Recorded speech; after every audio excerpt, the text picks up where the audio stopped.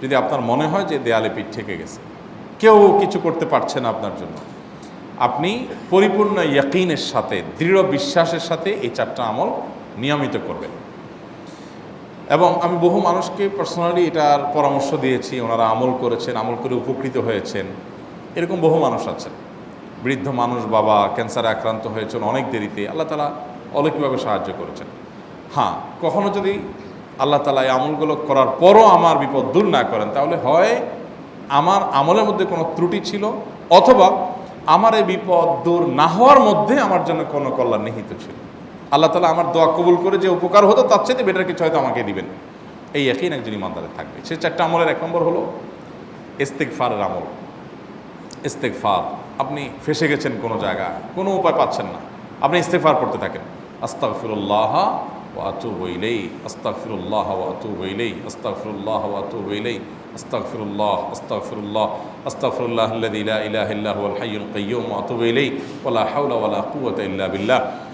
আল্লাহুম্মা আনতা রাব্বি লা ইলাহা ইল্লা আনতা খালাকতানি ওয়া আনা আবদুকা ওয়া আনা আলা আহদিকা ওয়া ওয়া'দিকা মাস্তাতা'তু আউযু বিকা মিন শাররি মা সানা'তু আবুউ লাকা বিনি'মাতিকা আলাইয়া ওয়া আবুউ লাকা বিযামবি ফাগফির লি ফাইন্নাহু লা ইয়াগফিরুয যুনুবা ইল্লা আনতা। সাইয়্যিদুল ইস্তিগফার।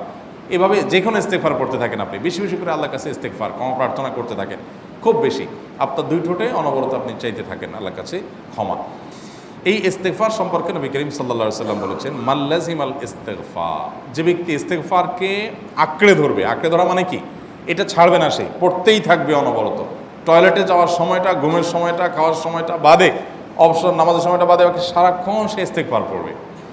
এরকম যদি কেউ করে, আল্লাহ রাব্বুল আলামিন জাআলাল্লাহু লাহু মিন কুল্লি হাম্মিন ফারাজা ওয়া মিন কুল্লি যায়কিন মাখরাজা, সকল পেরেশানি থেকে, সকল টেনশন থেকে বের হওয়ার পথ আল্লাহ তাআলা অলৌকিকভাবে তার জন্য আবিষ্কার করে দিবেন। এবং আমি আমার জীবনে যেটা বলেছিলাম, বিস্তারিত বলতে চাই না, এরকম পরিস্থিতি আসছে যে চোখের সামনে কোনো আপাতত রক্ষার কোনো পথ আর খোলা নেই, এমন ভয়াবহ বিপদ। ইস্তেগফার করতে করতে এমনভাবে আল্লাহ তাআলা সাহায্য করেছেন যে এটা কল্পনা করলেও মনে হয় যে স্বপ্নের মতো। কিভাবে এখন এই লোক এই জায়গায় আসলো আমার সাহায্যের জন্য, এই লোক তো এটা আমি এই জায়গায় আসার কথা না, টিকুনি এসে হাজির হয়ে গেলেন এবং উপকারটা, আমার সমাধানটা হয়ে গেল সমস্যা। তো আলহামদুলিল্লাহ, বহুবার আমি পরীক্ষা করেছি, আর আমার পরীক্ষার 2 পয়সার দাম নাই। হাদিসে বলা আছে, গ্যারান্টি দেওয়া আছে, আমার পরীক্ষা করলেই কি না করলেই। তাহলে একটা আমল হলো কি, ইস্তেগফার। সব সময়ের জন্য এটা কন্টিনিউয়াস করবেন, আর এমনিও অবসর সময় ইস্তেগফার করবেন।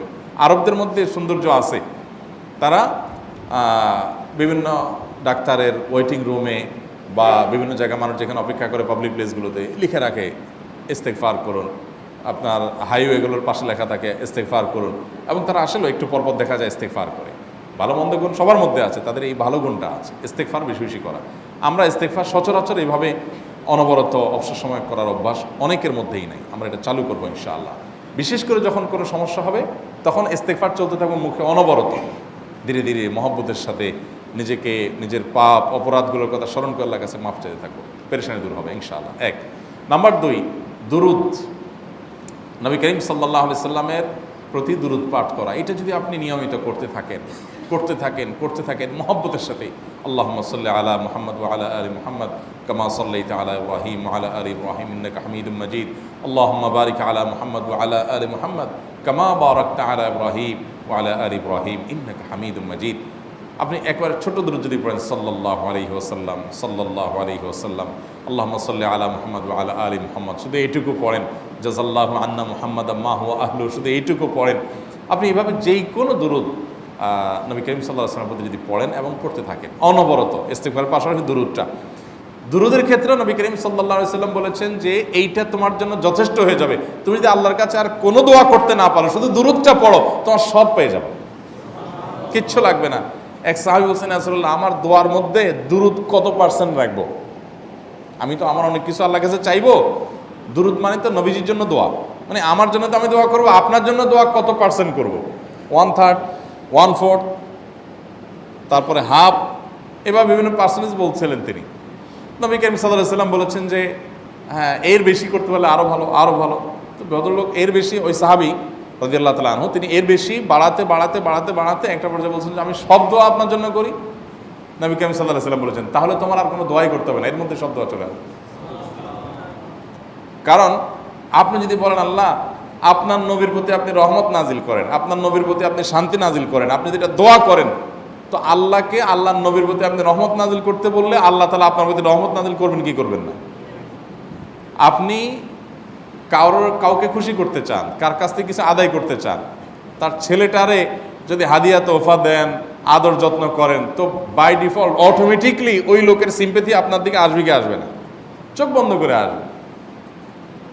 তো আল্লাহর নবীর জন্য যখন আপনি দোয়া করবেন তখন আল্লাহ তাআলা আপনার প্রতি রহমত নাজিল করবেনই, এটা নবী সাল্লাল্লাহু আলাইহি ওয়াসাল্লামের ওয়াদা। যেই কোনো পেরেশানি, তিনি আরো বলেছেন যদি কেউ দুরূদের আমল করে নিয়মিত, আল্লাহ রাব্বুল আলামিন তার সকল পেরেশানির জন্য যথেষ্ট করে দিবেন। এই আমলটাকে সবগুলো দূর করার জন্য যথেষ্ট হয়ে যাবে।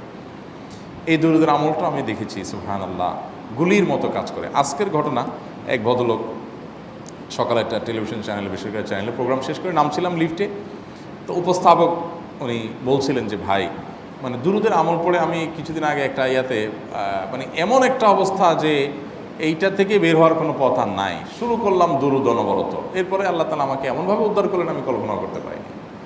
আলহামদুলিল্লাহ এই আমলগুলো করে অনেক ভাইরা আমাকে অভিজ্ঞতা জানাইছে যে আলহামদুলিল্লাহ তাদের অভিজ্ঞতা অলৌকিক। হ্যাঁ, ওই যে বললাম কখনো যদি আল্লাহ তাআলা আপনার দোয়া কবুল না করেন তাহলে হয় আমার ত্রুটি আছে, আর না হলে আমার জন্য আল্লাহ তাআলা এর চেয়ে বেটার কিছু রেখেছেন, আমি সেই ইয়াকিন রাখবো ইনশাআল্লাহ বিইذنিল্লাহ। আর এই দোয়াতে সমাধান হবেই হবে, সে বিশ্বাস থাকতে হবে। নবী করিম সাল্লাল্লাহু আলাইহি ওয়াসাল্লাম বলেছেন, হাদিসে কুদসিতে আল্লাহ বলেছেন আনা ইনদাযান্নি আবদি বি, বান্দা আমার প্রতি যেমন ধারণা করে আমি তেমন আচরণ করি। আপনি যদি চিন্তা করেন করে দেখি হয় কি না, দেখি ট্রাই করি, তাহলে ওই আল্লাহ তাআলা বলবেন ঠিক আছে দেখতে থাক।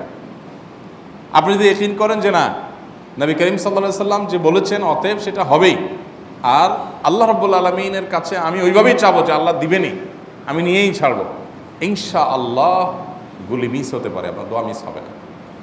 ওই ইয়াকিন, ওই ঈমান আমার মধ্যে আনতে হবে, চেষ্টা করবো তো ইনশাআল্লাহ। তাহলে দুইটা আমল হলো, ইস্তেগফার আর দুরূদ। 3 নম্বর আরেকটা আমল হলো দোয়া ইউনুস। দোয়া ইউনুস, লা ইলাহা ইল্লা আনত সুবহানাক ইন্নী কুনতু মিনাজ জালিমিন। বেশি বেশি পড়তে থাকবেন, যখন বিপদে পড়বেন ইস্তেগফার আর দুরূদ পড়বেন সবচেয়ে বেশি, আর মাঝে মধ্যে দোয়া ইউনুস, লা ইলাহা ইল্লা আনত সুবহানাকা ইন্নী কুনতু মিনাজ জালিমিন। আল্লাহ সুবহানাহু ওয়া তাআলা কোরআনে কারিমে এই দোয়ার পরে বলেছেন ওয়াকাযালিকা নুনজিল মুমিনিন। এই দোয়া পাঠ করার মাধ্যমে ইউনুস আলাইহিস সালামকে পৃথিবীর ইতিহাসের সবচেয়ে অলৌকিক ঘটনা, সকল সায়েন্স, সকল আপনার বিজ্ঞানের তত্ত্ব সবগুলোকে আপনার সবগুলোর বিপরীতে বা সবগুলোকে আপনার ভুল প্রমাণ করে দিয়ে ওই জায়গাটার জন্য আল্লাহ তাআলা ইউনুস আলাইহিসকে মাছের পেটে ঢোকার পর সেখান থেকে আবার জীবিত রেখে বের করেছেন। অক্সিজেন অভাবে তো সেখানে এমনি মারা যাওয়ার কথা, আরও নানা কারণে মারা যাওয়ার কথা, তাই না? কিন্তু আল্লাহ তাআলা তাকে রক্ষা করেছেন, কারণ উনি ওই বিপদে পড়ার পর থেকে এইটা পড়তেছিলেন, লা ইলাহা ইল্লা আনতা সুবহানাকা ইন্নী কুনতু মিনাজ জালিমিন। তো আল্লাহ তাআলা কোরআনে বলেছেন এটা ইউনুস, তার নবী ইউনুস আলাইহিস সালামকে আল্লাহ তাআলা এর মাধ্যমে রক্ষা করেছেন, সেটা তার জন্য খাস না, এটা তার জন্য স্পেশাল না, বরং আল্লাহ বলেছেন ওয়াকাযালিকা নুনজিল মুমিনিন, এটা দিয়ে আমি তাকে রক্ষা করেছি, একইভাবে ঈমানদারদেরকেও এইটার মাধ্যমে রক্ষা করব। এটা বড় অস্ত্র পেয়ে গেলাম। দোয়া ইউনুস বেশি বেশি পড়বো ইনশাআল্লাহ, লা ইলাহা ইল্লা আনতা সুবহানাকা ইন্নী। আমার দেশে আবার দেখা যায় বিপদ হয়ে গেলে তখন হুজুর ভাড়া করে যে ভাই আপনারা সবাই মিলে এটা 1 লাখ বার পড়ে দেন, 1.25 লাখ বার পড়ে দেন, টাকা দিব আপনারা পড়ে দেন। আপনারটা আপনি পড়বেন ভাই, হুজুরদের কাছে দোয়া চান সমস্যা নাই, আর হুজুরদেরকে খাটায়া টাকা দিবেন কেন, এমনি টাকা দিবেন না দিয়া। আর এই দোয়া নিজে নিজে করতে থাকবেন। ইউনুস আলাইহিস সালাম ওই সময় কি লোক ঠিক করছিলেন যে ভাই আপনারা সবাই দোয়া ইউনুস পড়েন, আমি গেলাম, আমি মাছের পেটে গেলাম, আপনারা বসেন সবাই দোয়া ইউনুস পড়া দেন, করছেন উনি? ওনারটা উনি করছেন, তো আপনারটা আপনি শুরু করবেন দোয়া ইউনুস না। 4 নম্বর আমল হলো ইয়া যাল জালালি ওয়াল ইকরাম, এটা বিশেষ করে পাঠ করবেন। নবী করিম সাল্লাল্লাহু আলাইহি ওয়াসাল্লাম বলেছেন আলিযু বিয়া যাল জালালি ওয়াল ইকরাম, ইয়া যাল জালালি ওয়াল ইকরাম এইটাকে তোমরা আঁকড়ে ধরবে।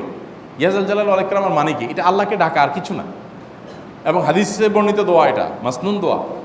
ইয়া যাল জালালি ওয়াল ইকরাম মানে হে মহা ক্ষমতার অধিকারী, প্রতাপশালী এবং সম্মানের মালিক, এটা বলার মানে হলো আল্লাহর কাছে নিবেদন করা, যেহেতু আপনার প্রতাপ আছে, আপনার জালাল আছে, আপনার বড়ত্ব আছে, হে বড়ত্বের অধিকারী এবং হে সম্মানের অধিকারী, আপনার যেহেতু আল্লাহ তাআলা এটা, আপনার যদি এটা আছে, অতএব হে আল্লাহ আপনি আমাকে এটা দান করুন, আপনার সেখান থেকে আমার প্রতি রহম করুন, আপনার সেখান থেকে আমাকে, আপনার বড়ত্ব থেকে আমাকে আপনি হেফাজত করুন, আপনার একরাম থেকে আমাকে আপনি, তা দিয়ে আপনি আমাকে রহম করুন। তো সেই দোয়া আল্লাহ তাআলার কাছে নিবেদন করতে পারি, ইয়া যাল জালালি ওয়াল ইকরাম। এর পাশাপাশি তাহাজ্জুদের নামাজ এবং যে কোনো নফল নামাজ, কারণ নবী সাল্লাল্লাহু আলাইহি সাল্লাম ইজা হাজাবাহু আমরুন সাল্লা, নবীজি সাল্লাল্লাহু আলাইহি সাল্লামের কোনো পেরেশানি শুরু হলে আগে ওযু করে 2 রাকাত নামাজ পড়তেন, ওযু করে 2 রাকাত নামাজ পড়তেন। আমাদের যখন পেটে ব্যথা শুরু হয় আগে কার কথা মনে পড়ে? ডাক্তারের কথা মনে পড়ে। যখন গায়ে জ্বর আসে সবার আগে মনে পড়ে কিসের কথা? নাপা, নাপা, ঠিক না? জ্বর আসছে গায়ে, সবার আগে আমরা কি চিন্তা করি? নাপা। নাপা আপনি চিন্তা করেন, খান, নিষেধ না তো, ওষুধ গ্রহণ করা সুন্নত। নবী সাল্লাল্লাহু আলাইহি সাল্লাম নির্দেশ করেছেন ওষুধ সেবন করতে, আপনি করেন, ভালো কথা। কিন্তু ইমানদার সব কিছুর আগে ব্যথা আসছে, তাহলে ব্যথার জন্য একটা ওষুধ দোয়া শিখেছেন, দোয়াটা আগে করবে, পাশাপাশি ওইটা করবে। এলো ইমানদারের কাজ। আমরা আজকাল ইমান থেকে অনেক দূরে সরে গেছি। আল্লাহ আমাদের সেই ইয়াকিন দান করুন। তাহাজ্জুদের সময় দোয়া, অনেক বেশি দোয়া কবুল হয়। তাহলে 4টা আমল ইনশাআল্লাহ আপনাকে এই ভয়াবহ বিপদ থেকে উদ্ধার করার জন্য সাহায্য করবে ইনশাআল্লাহ। সেই ইয়াকিন নিয়ে করবেন। সেই সাথে as-সাদাকা তারদুল বালা, দান সাদাকা করা, অন্যান্য যে আমলগুলো আছে টুকটাক সেগুলোর সাথে সাথে চালানো। বাকি এই 4টাকে বেসিক্যালি একটু জোরভাবে করতে থাকা।